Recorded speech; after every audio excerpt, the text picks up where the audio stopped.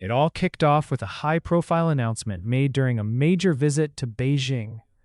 That moment set the tone for a wave of conversations across North America. Conversations about trade, technology, and the future of electric vehicles.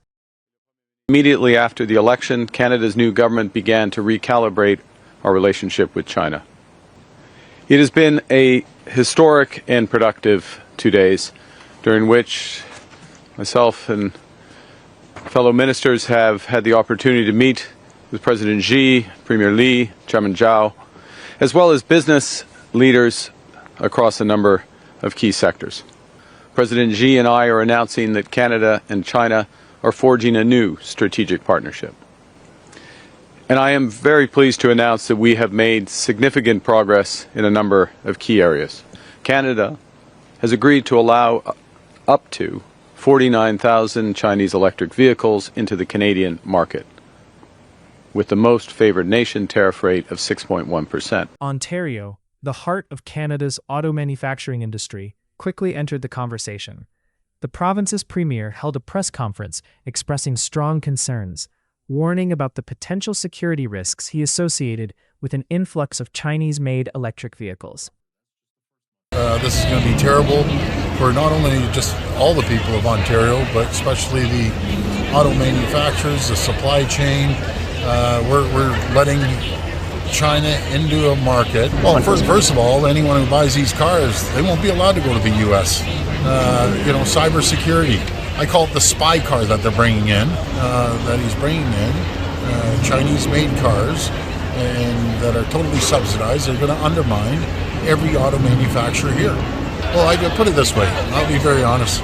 I don't trust what the Chinese put in these cars, and I'm wondering if the Americans would allow them to integrate their social media and the internet on these cars. The answer is no. Is it truly about spying, or is something else driving the fear? Because here's the irony. We trust our smartphones, the devices that hold our banking, passwords, our private messages, more than anything else we own. And where are the biggest brands made? Apple, Samsung, Google, all manufactured in China.